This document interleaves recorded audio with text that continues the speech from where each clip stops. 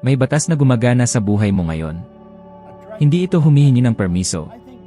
Hindi ito nakikipagnegosasyon. Hindi ito nanghusga kung naniniwala ka rito o hindi. Tumutugon lang ito. Karamihan sa mga tao, iniisip nilang hindi sila nakakakita ng resulta dahil kulang sila sa swerte, pagkakataon o pera. Ngunit ang tunay na dahilan ay mas tahimik.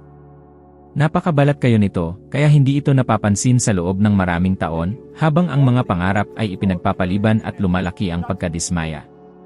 Paano kung sabihin ko sa iyo na ang batas na ito ay palaging gumagana sa buhay mo, kahit pa nagkamali ang mga bagay-bagay? Ang batas ng pag-akit ay hindi namimili ng individual. Tumutugon ito sa kalagayan ng pagkatao. At iyan mismo ang kinakalito ng halos lahat. Naniniwala ang mga tao na hindi sila nakakakita ng resulta dahil hindi sila nagtanong ng tama, o hindi sapat ang kanilang pag-imahen, o hindi pa nila natagpuan ang tamang pamamaraan. Ngunit ang batas ay hindi kailanman nag-abalang tingnan kung ano ang iyong hinihingi. Tumutugon ito sa kung sino ka sa pinakamalalim na antas ng iyong pagkatao. Maaari mong sabihin gusto mong umunlad, ngunit kung, kapag iniisip mo ang pera, ang iyong katawan ay tumutugon ng may tensyon, takot, o pagkakasala, iyan ang senyales na iyong ipinapadala. Tumutugon ang batas sa nangingibabaw na huwaran, hindi sa paminsan-minsang intensyon. Tumutugon ito sa iyong nakasanayang damdamin, sa tahimik na pagkakakilanlan na dala-dala mo sa bawat araw. Sa loob ng mahabang panahon sa aking buhay, hindi ko ito naunawaan. Nagtrabaho ako ng husto, gumising ng maaga, at ginawa ang lahat ng sinabi nilang dapat gawin ng isang responsableng tao.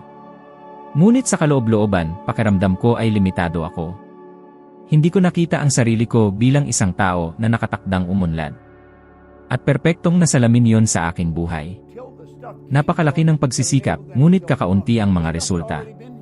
Hindi dahil kontra sa akin ang universo, kundi dahil nakahanay ako sa kakulangan, hindi sa paglawak. Pansinin kung paano ito nagaganap sa karamihan ng tao ngayon. Sinasabi nilang gusto nila ng higit pa, ngunit hindi sila komportable kapag nakakatanggap ng higit pa. Gusto nilang kumita ng mas mahusay, ngunit nakakaramdam ng pagkakasala sa paghingi ng kanilang halaga. Gusto nilang umunlad, ngunit iniugnay nila ang pera sa mga problema, alitan ng pamilya, stress, at pagkawala ng kapayapaan. Paano pa kaya makakatugon ng iba ang batas? Ipinapakita ng mga modernong pag-aaral sa pag-ugali ng tao na ang utak ay tumutugon sa pera sa parehong paraan ng pagtugon nito sa mga banta kapag naugnay ang takot dito. Nangangahulugan ito na kahit na lumitaw ang isang pagkakataon, maaaring hindi sinasadya itong iwasan ng isang tao, upang lamang mapanatili ang pagkakaugnay sa kung ano ang pamilyar. Sinusunod lamang ng batas ang galaw na ito. Naranasan ko ito mismo. May panahon na, tuwing may magandang nangyayari, nakakahanap ako ng paraan para sirain ito. Isang pagkaantala, isang padalos-dalos na desisyon, isang pagsuko na balakayong pag-ingat. Noong panahong iyon, hindi ko ito tinawag na pagsasabotahe sa sarili. Tinawag ko itong realidad. Ngayon alam ko, ito ang aking pagtingin sa sarili na gumagana. Ang batas ay impersonal. Hindi nito ginagantimpalaan ang pagsisikap o pinaparusahan ang mga pagkakamali. Sumasalamin lang ito. Kung nakikita mo ang sarili mo bilang isang taong nahihirapan, umaakit ka ng mga sitwasyon na nangangailangan ng paghihirap. Kung nakikita mo ang sarili mo bilang isang taong nabubuhay lang, umaakit ka lang ng sapat upang manatiling nabubuhay. At ipinapaliwanag nito kung bakit napakaraming tao ang nagsasabi, kapag mas mabilis akong tumakbo, mas lalo lang akong nananatili sa parehong lugar. May mga malinaw na halimbawa ng mga taong naunawaan ito ng maaga. Hindi nagsimula si Oprah Winfrey sa pagbabago ng mundo. Nagsimula siya sa pagbabago kung paano niya tingnan ang kanyang sarili sa loob nito. Bago pa man ang anumang panlabas na tagumpay, nagtayo siya ng panloob na pagkakakilanlan na naayon sa buhay na gusto niyang ipamuhay. Tumugon ang batas sa pagkakaugnay na ito. Ngunit mayroon ding mga halimbawa sa kabilang banda. Mga taong nakamit ang kasikatan, pera, at pagkilala ng mabilis, nang hindi kailanman iniangkop ang kanilang sariling pagkakakilanlan. Marami ang nawalan ng lahat dahil, sa kaloob-looban, hindi nila kailanman naramdaman na sila ay nabibilang sa antas na yon. Hindi pinapanatili ng batas ang tinatanggihan ng isip. Narito ang isang simple, hindi ka nais-nais na katotohanan, ang batas ng pag-akit ay gumagana para sa iyo sa loob ng 24 na oras sa isang araw. Kapag may hindi gumagana, hindi ito dahil nabigo ang batas. Ito ay dahil masyado itong tumpak. Tingnan ang buhay mo ngayon. Pansinin ang mga paulit-ulit na huwaran. Ang parehong pakikibaka sa pera, ang parehong limitasyon, ang parehong emosyonal na siklo. Hindi iyan kamalasan. Iyan ay panloob na pagkakaugnay. Kapag naunawaan mo ito, titigil ka sa pakikipaglaban sa mundo at magsisimulang isaayos ang pinagmulan. Dahil sa sandaling baguhin mo ang panloob na kalagayan kung saan ka nag-isip, nakakaramdam, at nagdedesisyon, walang ibang pagpipilian ang batas kundi tumugon ng iba. Hindi mo inaakit ang gusto mo. Inaakit mo ang nakahanay sa kung sino ang pinaniniwalaan mong ikaw. At hanggat hindi nagbabago ang paniniwalang iyon, mananatili ang tugon ng eksakto. May punto kung saan ang pagsisikap ay humihinto sa pagiging kabutihan at nagiging patibong. Karamihan sa mga tao ay hindi kailanman napapansin kapag lumampas sila sa linyang iyon. Naniniwala silang kung mas magsusumikap sila, mas magsakripisyo, o magtitiis lang ng kaunti pa, gagantimpalaan sila sa wakas ng buhay. Ngunit ang pagsisikap sa sarili nito ay hindi lumilikha ng tunay na pagbabago. Pinalalakas lang nito ang huwarang umiiral na. Eksakto akong nabuhay ng ganito sa loob ng maraming taon. Nagtatrabaho ng husto. Tinatanggap ang anumang dumating, inaako ang lahat. Sa labas, mukha itong responsibilidad. Sa loob, ito ay pagpapanatili ng buhay. Ang problema ko ay hindi kakulangan sa pagkilos. Ito ay problema sa panloob na direksyon. At hanggat hindi iyon nagbago, walang tunay na nagbago. Tingnan kung paano ito nagpapakita sa pang-araw-araw na buhay. Mga taong gumising ng maaga, humaharap sa trapiko, nagtatrabaho sa buong araw, umuwi ng pagod, at nabubuhay pa rin na nababahala sa mga bayarin. Napansin mo ba kung gaano karami sa kanila ang nagsasabi ng mga bagay tulad ng ang pera ay dumudula sa aking mga daliri o sa sandaling pumasok, ay lumalabas agad? Hindi ito kakulangan ng pagsisikap. Ito ay isang panloob na huwaran na nagpapawalang bisa sa anumang pag-unlad. Ipinapakita ng pananaliksik sa pag-ugaling pinansyal na ang mga taong nasa ilalim ng patuloy na stress ay may posibilidad na gumawa ng mas padalos-dalos na desisyon kahit na mas malaki ang kinikita. Gumagastos sila upang maibsan ang tensyon, ipinagpapaliban ang pagpaplano, at nalilito ang panandaliang pahinga sa isang karapat-dapat na gantimpala. Ang resulta ay nahuhulaan, kapag mas maraming pagsisikap, mas maraming pagkapagod, kapag mas maraming pagkapagod, mas kaunting kalinawan. Mayroong isang mahalagang sandali sa aking buhay kung kailan naging malinaw ito. May trabaho ako, may katatagan, ngunit pakiramdam ko ay nakulong ako. Hindi ito masamang trabaho. Ito ay isang pagkakakilanlan na masyadong maliit para sa kung sino ako nagsisimulang maging sa loob. Nang magpasya akong umalis at magbukas ng negosyong paglilinis, maraming tao ang nag-isip na baliw ako. Wala akong formal na edukasyon, walang kasaysayan sa negosyo, walang garantiya. Ngunit hindi na ako kumikilos mula sa takot. At iyon ang gumawa ng lahat ng pagkakaiba. Sa unang taon, ang negosyong iyon ay nakalikha ng higit sa $100,000. At hindi ito nangyari dahil mas nag-alay ako kaysa dati, mas marami akong ginawang panggabing trabaho, o nagtrabaho ako hanggang sa pagkapagod. Ginagawa ko na yon. Ang pagkakaiba ay panloob. Sa unang pagkakataon, nagmula ang pagsisikap sa ibang lugar. Hindi na ako nagtatangkang patunayan ang anuman sa sinuman o tumakas sa kakulangan. Nagtatayo ako ng may intensyon, kalinawan, at isang bagong pagdama sa kung sino ako. Ang parehong mga aksyon ay nagkaroon ng ibang bigat dahil nagbago ang pagkakakilanlan sa likod nito. Gumawa ako ng mga desisyon ng may higit na katatagan, nakipagnegosasyon ng mas kalmado, at hindi tumanggap ng mga deal na walang saysay. Walang desperasyon. May direksyon. At kapag ang pagsisikap ay nakahanay sa pagkakakilanlan, natural na tumutugon ang batas ng pag-akit, nang walang pagtutol. Hindi ito swerte. Ito ay pagkakaugnay. Karamihan sa mga tao ngayon ay eksaktong ginagawa ang kabaligtaran. Sinusubukan nilang baguhin ang kanilang buhay habang pinanghahawakan ang parehong pagkakakilanlan. Gusto nila ng iba't ibang resulta, ngunit patuloy na nag-iisip, nakakaramdam, at nagdedesisyon mula sa parehong lugar. Parang pinindot mo ang accelerator habang nakahila ang handbrake. Kung naiintindihan mo ito sa ngayon, pindutin ang like button at mag-subscribe sa channel. Ang simpleng kilos na ito ang nagpapahintulot sa ganitong uri ng nilalaman na patuloy na umiral at maabot ang mga taong nakulong sa eksaktong siklo na ito ng pagsisikap ng walang gantimpala. Kapag ginawa mo ito, hindi ka lang tumutulong sa channel. Nakikilahok ka sa pagpapalawak ng mensaheng ito. Mayroong malinaw na mga halimbawa ng nangyayari kapag ang panloob na huwaran ay hindi tumutugma sa panlabas. Maraming nanalo ng malalaking premyo sa pera ang nagtatapos sa pagkakautang pagkalipas lamang ng ilang taon. Ipinapakita ng mga pag-aaral na karamihan ay bumabalik sa parehong antas ng pinansyal tulad ng dati. Hindi dahil walang sapat na pera, kundi dahil nanatili ang pagkakakilanlan. Ang pagsisikap na kumita ay hindi nakabawi sa kakulangan ng panloob na pagkakahanay upang mapanatili ito. Nangyayari ito sa mas maliit na saklaw araw-araw. Mga taong nakakatanggap ng aumento at pagkaraan ng ilang sandali, humaharap sa parehong kahirapan. Mga taong gumanda ang kita, ngunit lumala ang emosyonal na kalagayan. Ang problema ay hindi kailanman ang dami ng pera. Ito ay palaging ang panloob na punto kung saan sila gumagana. Narito ang katotohanan na halos walang gustong marinig, ang mas matinding pagtatrabaho ay hindi nagtataas sa iyo sa isang bagong antas. Tanging pagbabago lamang sa kamalayan ang gumagawa niyan. Ang tamang pagsisikap ay lumilitaw pagkatapos ng panloob na pagbabago, hindi bago ito. Kapag naunawaan mo ito, titigil ka sa pagmamalaki sa pagkapagod at magsisimulang pahalagahan ang kalinawan. Dahil ang kasaganaan ay hindi bunga ng pagkapagod. Ito ay bunga ng pagkakahanay. At hanggat hindi nangyayari ang pagkakahanay na iyon, lahat ng labis na pagsisikap ay nagpapanatili lamang sa iyo sa eksaktong kinalalagyan mo noon pa man. Ang iyong pagtingin sa sarili ang command center ng iyong buhay.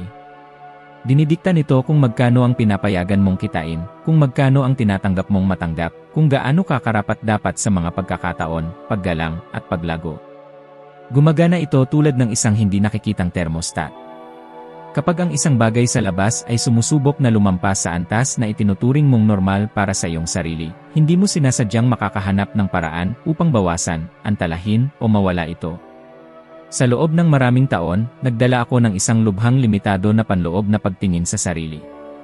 Hindi ko nakita ang sarili ko bilang matalino. Hindi ko nakita ang sarili ko na may kakayahang mamuno, magturo, o umunlad. Ang persepsyong ito ay hindi sumigaw sa isip ko. Ito ay bumulong. Ito ay lumitaw sa maliliit na pagpili, sa paulit-ulit na mga huwaran, sa uri ng buhay na tinanggap ko bilang makatotohanan. Kahit na lumitaw ang mga pagkakataon, may isang bagay sa loob ko ang magsasabi. Hindi ito para sa iyo. At ang totoo, hanggat hindi nagbabago ang pagkakakilanlang iyon, hindi mahalaga kung ano ang mangyari sa labas. Maaaring umangat pa nga ang isang tao sa loob ng ilang panahon, ngunit mabilis din bumabalik sa antas na itinuturing nilang komportable. Ipinapakita ng pananaliksik sa sikolohiya ng pag-ugali na ang mga tao ay may posibilidad na mapanatili ang pagkakaugnay sa kanilang sariling pagkakakilanlan, kahit na ang pagkakakilanlang iyon ay nakakapinsala. Ang utak ay may posibilidad na paboran ang pamilyar kaysa sa optimal. Kaya naman marami ang nagsasabing gusto nilang umasenso, pero natataranta naman kapag lumalaki ang kanilang kinikita. Hindi ito takot sa pagkabigo, takot ito sa tagumpay na salungat sa kung paano nila nakikita ang kanilang sarili. Naalala ko ang isang partikular na panahon kung kailan naging napakalinaw sa akin ang bagay na ito. Pinagmamasdan ko ang mga taong umuunlad, at sa kaloob-looban ko, nakaramdam ako ng kakaibang halo ng paghanga at pagkabahala. Paghanga sa kanilang mga nakamit, ngunit pagkabahala dahil, sa ilang antas, pakiramdam ko ay hindi ako kabilang sa kanila. Hindi lang ito normal para sa akin. At anumang hindi mo nararamdamang normal ay napakahirap panatilihin. Ito mismo ang dahilan kung bakit marami ang kumikita ng mas malaki, ngunit patuloy pa ring nabubuhay ng may pagkabahala. Lumalaki ang kanilang salapi, ngunit hindi naman sumasabay ang kanilang pagtingin sa sarili. Nagsisimula silang mamuhay ng may takot sa pagkawala, nakakaramdam ng pagkakasala sa kanilang mga kita, at patuloy na naiisip na may maliit na mangyayari. Ang universal na batas, bilang tugon, ay nagbibigay ng kawalang katatagan dahil sa panloob na tensyong ito. Mayroong mga matitinding halimbawa ng mga individual na naunawaan ang prinsipyong ito ng maaga. Si Jim Carrey, bago pa man siya makilala ng husto, ay nakita na ang kanyang sarili bilang nakatakdang makamit ang mga kahanga-hangang bagay. Hindi siya naghintay na magbago ang kanyang panlabas na realidad bago niya itugma ang kanyang pagkakakilanlan. Sa halip, inayos niya ang kanyang pagkakakilanlan at panloob na pinanatili ang pananaw na iyon sa loob ng maraming taon hanggang sa napilitan ang mundo na sumabay. Sa kabilang banda, napakaraming artista, atleta, at personalidad ang mabilis na nakamit ang kasikatan at kayamanan, ngunit napabayaan naman ang pagpapanday ng kanilang pagtingin sa sarili. Marami ang nalulong sa labis na paggasta, nagkaroon ng malaking utang, nagkaroon ng adiksyon, at nagsagawa ng pagpapahamak sa sarili. Hindi ito dahil sa kakulangan ng talento o pinansyal na yaman, kundi dahil, sa kaibuturan, nakikita pa rin nila ang kanilang sarili bilang kulang, walang katiyakan, o hindi karapat-dapat. Ang universal na batas ay sumasalamin lamang sa panloob na salungatan na ito. Ang iyong pagtingin sa sarili ang nagdidikta kung paano ka magsalita, kung paano ka kumilos, at kung ano ang iyong kinukonsinti sa buhay. Ang mga individual na may matibay at positibong pagtingin sa sarili ay hindi kailangang magpumilit ng husto, simpleng tumatanggi silang tumanggap ng anuman na mas mababa kaysa sa nakahanay sa kanilang tunay na sarili.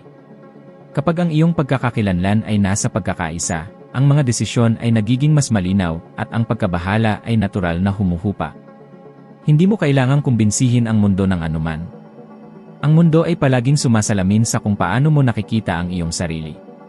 Kung nakikita mo ang iyong sarili bilang isang taong patuloy na naghihirap, ang buhay ay magbibigay sa iyo ng mga paghihirap. Kung nakikita mo ang iyong sarili bilang nabubuhay lamang, wala kang matatanggap na higit pa sa simpleng pagkabuhay. Gayunpaman, kapag inayos mo ang iyong panloob na larawan sa isang taong lumilikha at nagpapanatili, ang lahat ay nagsisimulang umayon. Ang hindi mo komportableng panatilihin, mawawala sa iyo. Hindi ito bilang parusa, kundi bilang isang bagay ng panloob na pagkakapare-pareho. Hindi sapat ang pag-unawa lamang. Ang tunay na pagbabago ay nagsisimula kapag ang kamalayan ay nagiging tuloy-tuloy na pagsasanay. Natuklasan ko ito nang tumigil ako sa pagtatangkang kontrolin ang aking mga iniisip at sa halip ay pinagmasdan lamang ang mga ito. Nang walang pagtatama, nang walang paghusga. Iyon mismo ang panahon na nagsimulang magbago ang lahat. Sa loob ng 7 magkakasunod na araw, sa tuwing lumilitaw ang mga iniisip tungkol sa pera o sa iyong kinabukasan, obserbahan mo lamang ang unang damdamin na lumalabas. Huwag mong tangkaing baguhin ang anuman. Obserbahan lamang.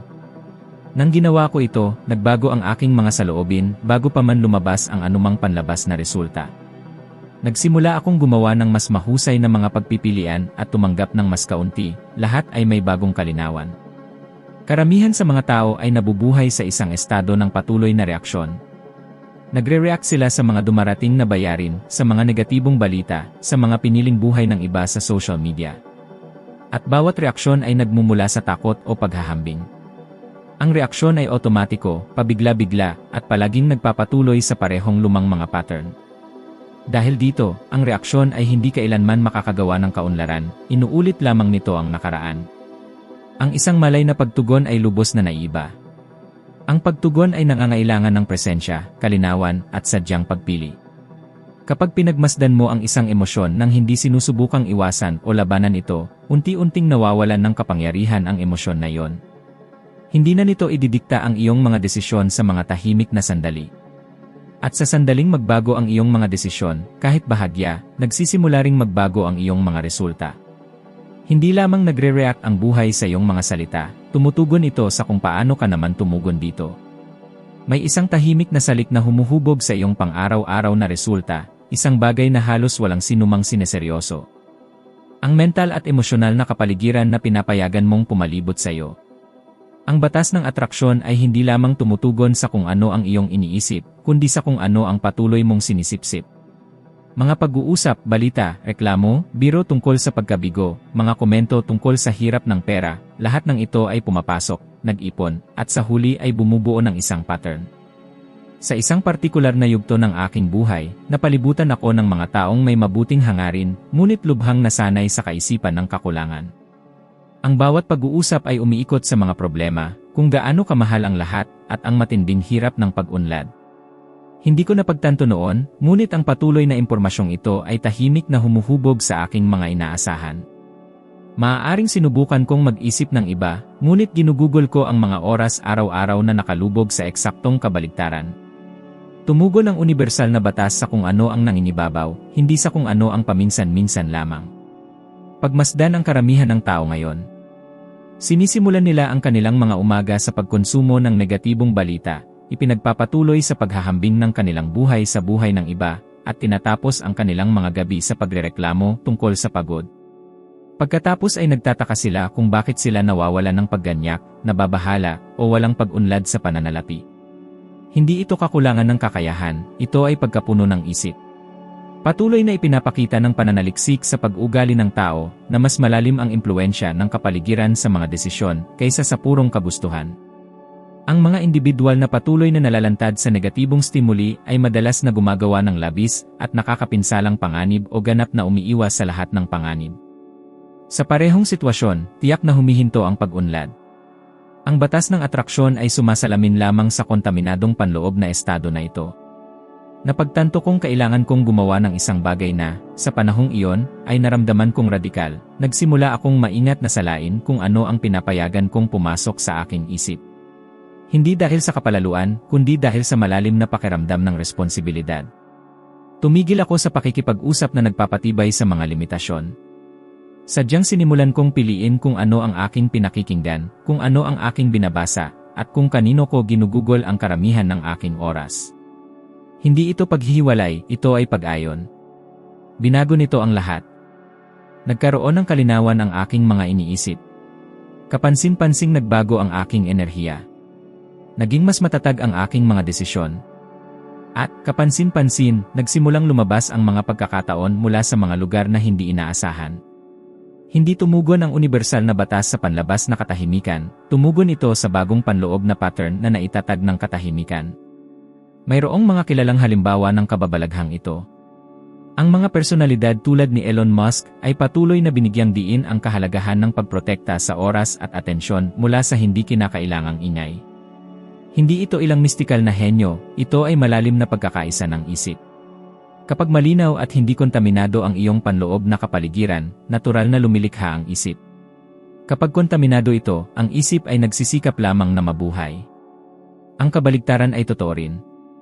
Maraming pampublikong personalidad ang nakita ang pagkasira ng kanilang buhay, hindi dahil sa kakulangan ng talento, kundi dahil nanatili sila sa mga kapaligiran na naghihikayat ng labis na paggasta, pabigla-bigla, at pagkawala ng personal na pundasyon. Tumugon ang universal na batas sa panloob na kaguluhang iyon, hindi sa kanilang panlabas na kasikatan. Narito ang isang simple, ngunit marahil hindi komportableng tanong, ang kapaligiran ba na iyong ginagalawan ngayon ay nagpapatibay sa taong nais mong maging o sa taong natutunan mo lang na maging? Hindi ka inihihiwalay ng batas ng atraksyon mula sa iyong paligid, tinuturing nito ang dalawa bilang isang nag-iisang, magkakaugnay na sistema. Kung naghahanap ka ng praktikal na hamon, subukan ito sa loob ng 7 araw. Lubhang bawasan ang iyong pagkakalantad sa mga negatibong pag-uusap, labis na balita, at patuloy na paghahambing. Palitan ang mga ito ng katahimikan, kapaki-pakinabang na pagbabasa, o simpleng tahimik na pagmamasid. Ang layunin ay hindi upang takasan ang mundo, kundi upang muling isaayos ang iyong panloob na kompas. Mapapansin mo ang isang bagay na lubhang kawili-wili. Ang iyong paraan ng pag-iisip ay nagbabago ng walang kahirap-hirap. Nagiging matatag ang iyong mga emosyon. At ang iyong mga desisyon ay nagsisimulang sumalamin ng mas husto sa kung sino ka talaga gustong maging, sa halip na kung sino ang hinuhubog ng iyong kapaligiran na maging ikaw. Hindi tumutugon ang universal na batas sa iyong mga theoretical na hangarin, tumutugon ito sa enerhiyang field kung saan ka gumagana araw-araw. Baguhin ang iyong panloob at panlabas na kapaligiran, at magbabago rin ang tugon ng buhay kasama nito. Nang walang hirap. Nang walang puwersa. Sa pamamagitan lamang ng pagkakaisa. Hindi kailanman nabigo ang universal na batas. Palagi itong tumugon ng may ganap na katumpakan sa kung ano ang patuloy na hawak sa kaloob-looban. Ang kinakailangang pagsasaayos ay hindi kailanman nasa iyong mga sitwasyon, ibang tao, o iyong kalagayan sa pananalapi. Ito ay palaging nasa pananaw kung saan mo inoobserbahan, binibigyang kahulugan, at nire-reactan ang buhay. Kapag nagbago ang pananaw na iyon, nagbabago ang iyong mga pagpipilian. At kapag nagbago ang iyong mga pagpipilian, ang iyong mga resulta ay walang ibang opsyon kundi magbago rin. Sa pamamagitan ng pagbabago ng iyong punto ng pagmamasid, hindi mo pinipilit ang realidad na umayon, natural itong nag-organisa sa sarili upang sumalamin sa taong naging ikaw. Kung umayon sa iyo ang mensaheng ito, mangyaring ibahagi ito sa isang taong maaaring nakasabit sa katulad na mga siklo. Minsan, ang pagdinig ng tamang mensahe ay maaaring magpabago sa lahat. Salamat sa iyong pagiging narito. Inaasahan kong makikita kita sa susunod na video.